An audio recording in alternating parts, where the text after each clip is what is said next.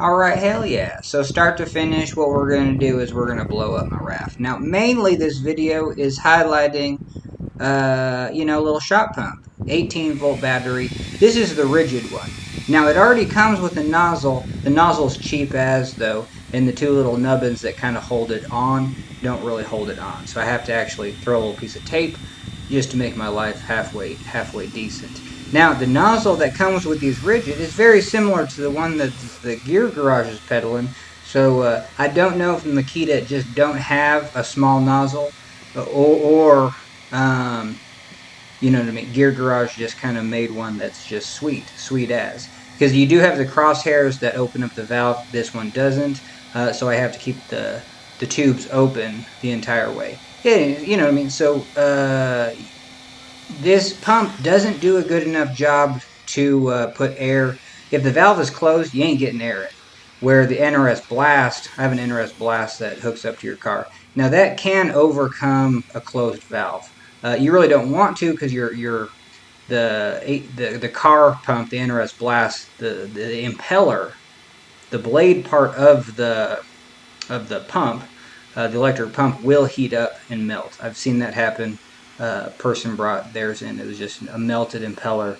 That's what heats up. That's what would get too hot. The melting point of plastics only so much. So anyway, but this tool is just real good. You know what I mean? So the benefit of this tool is I can dolly my boat to a put-in. You know what I mean? Whether it's just from the parking lot to the boat ramp, or anything more complicated, where it's better to have a rolled up raft on a dolly that you can just wheel down to the river's edge, and then you can pump it up as close to the water as you want with this tool. So that's going to be the bread and butter. So anyway, and what else about this tool? Well, I would just get the tool that you already have batteries for. So kind of my extended or whatever, my family, we have, we do construction or whatever. We just went all in on rigid. It's the Home Depot, whatever. You know what I mean?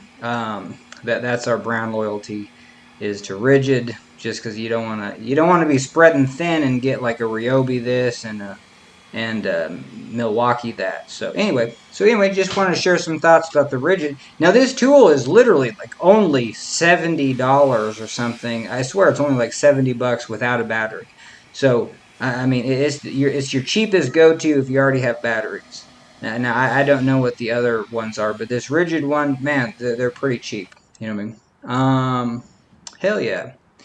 And just even on a river trip, I bring like an electric drill. There's like one thing that I use. Oh, and I ran out of juice. So there you go. So that's cool, because I didn't just run. There wasn't a fully charged battery right here. I've been this is my third time going to this pond, 3 days in a row. I have filled up my raft, and then I have deflated my raft. I did that 2.5 times. So there you go. So on one charge, now I know that I can inflate, deflate, and then inflate, if that makes any sense. Alright, so now this video is 11 minutes long, and we are going to include me just topping off my pump. I really enjoy this 5-inch NRS barrel pump. Now I'm not sponsored by NRS. I just find it's just real cheap and convenient to you know what I mean, to buy kind of stuff off. They're the only people that make everything, you know what I mean, unless you're trying to get some specialty stuff.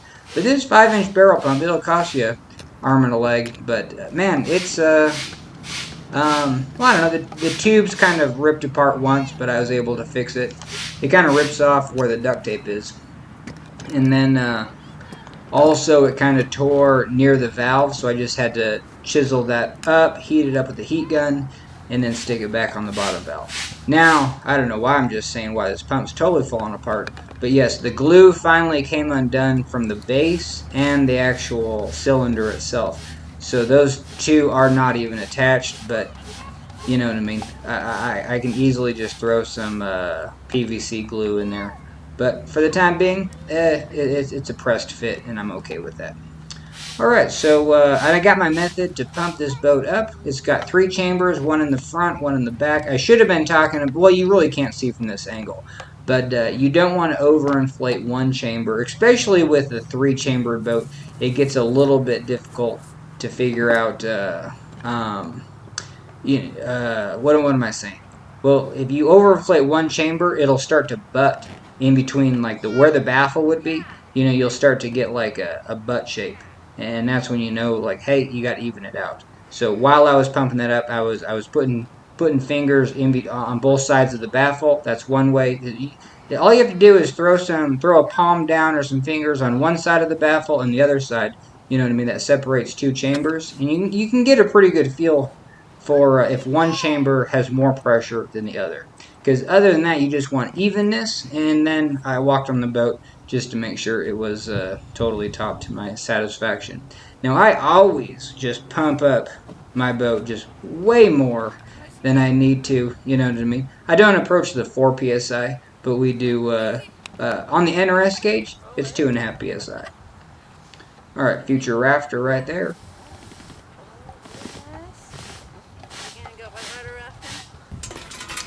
Alright, so now we're showing the dolly action satisfaction.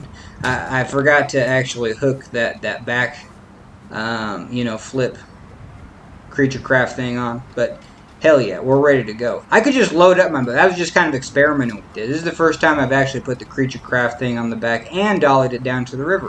But I literally could just load up my boat with tons of gear, still dolly it down. I don't even have to strap the gear in. I just start loading it up and then dollying it down. Okay, hell yeah, we had a good day on the water, and now we're gonna watch us deflate.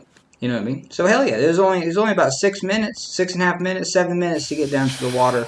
So that's pretty darn fast. I do really enjoy going to this pond. Pond's 10 minutes from my house, maybe less.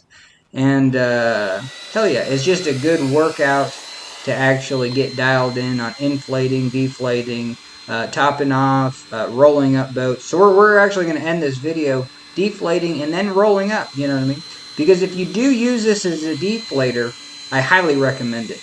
There was a couple times on the lock saw where a buddy and we didn't have a vehicle to throw our small boats on top of. Yeah, whatever. But we just had to deflate them each lap. And this is the tool that just makes that way easier. We just had to deflate the old-fashioned way, lay on it. But man, if you got this, heck yeah, you're just 3 minutes and done. And it makes the rolling process just way smaller, way faster, way better. So, heck yeah. So I'm going to deflate every time. It's one thing that actually took me a couple times to get used to, just being like, well, is this easier? I think if you've never deflated a boat with a pump, you just get into the habit of laying on it and you got that routine. But no more. I'm just going to, because I got back pain, I really can't lay down and roll over things and lean over. So we are definitely using this tool. Man, I got oatmeal done. Sorry for that beeping. It's going to be beeping for the next 3 minutes. Alright, so anyway, but hell yeah, this tool is great, and you know what I mean? There's something satisfactory, I don't know, whatever adjective, of just deflating a boat.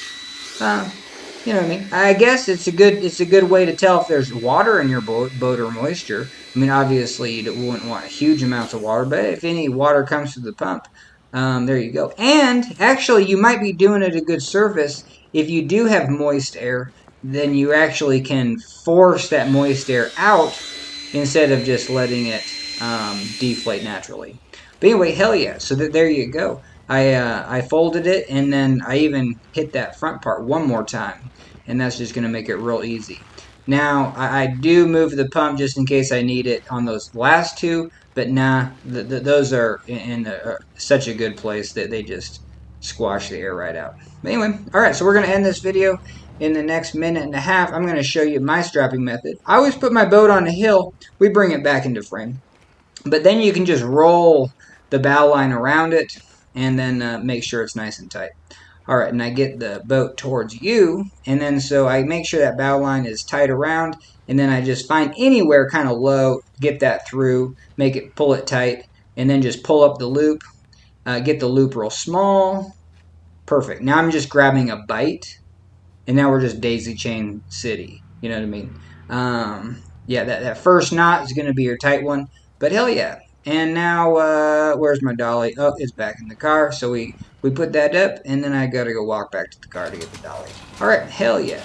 But now this is just another method. You know what I mean? If you're dollying your boat down, you have plenty of cargo space on top of the raft to just put tons of gear. You know what I mean? So one of the put-ins, it's not a quarter mile, but it's a huge trail down to the river where hell yeah, this is what I would do: dolly my raft, strap the raft to the dolly, and then just start piling gear on. So we just kind of show you that method, just so you gotta, and that's it. Heck yeah! So thanks for joining me, and guess what? That's a video.